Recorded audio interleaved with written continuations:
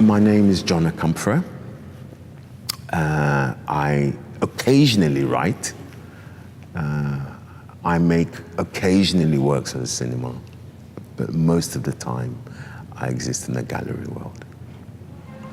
Purple, I suppose, is grown out of a series of frustrations and dissatisfactions. One of the things that's been preoccupying me more and more was doing something about histories of chemicals or weather systems or species. This is not the 18th century anymore. It's not unlimited landscapes and unlimited space to explore ad infinitum, wasting away, trashing away as we go along.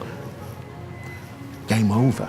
And that sense of game over, of finitude, and the encroaching closure is the animating impulse behind works like this.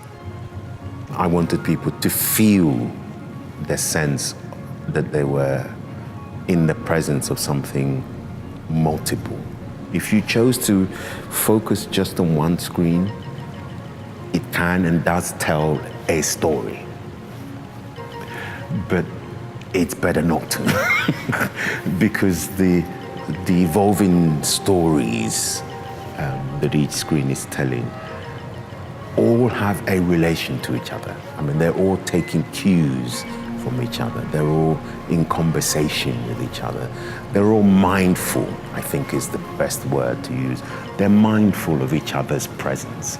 I mean, you have to make choices all the time watching Purple. And every time you choose something, you're also omitting something else, which paradoxically means that there's room for a review, there's room for a re-encounter and a re-engagement.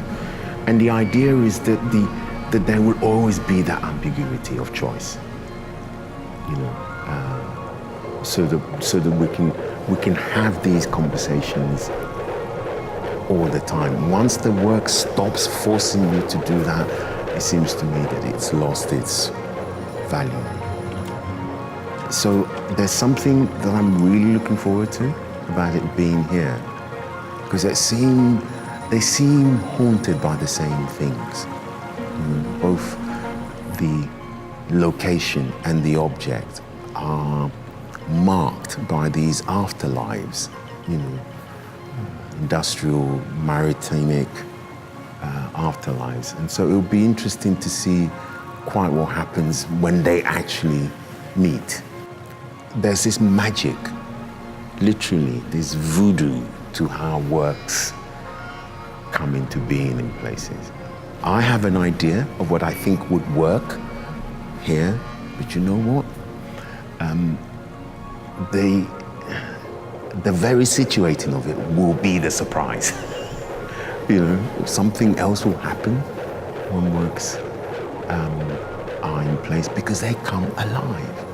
It's one of the most difficult pieces I've ever worked on.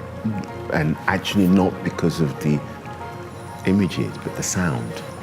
The sound was really complicated. I had 3 attempts when we did it and thought it had worked, showed it and thought, no. Went back again and had another. So what you're getting here will be literally the best I can do.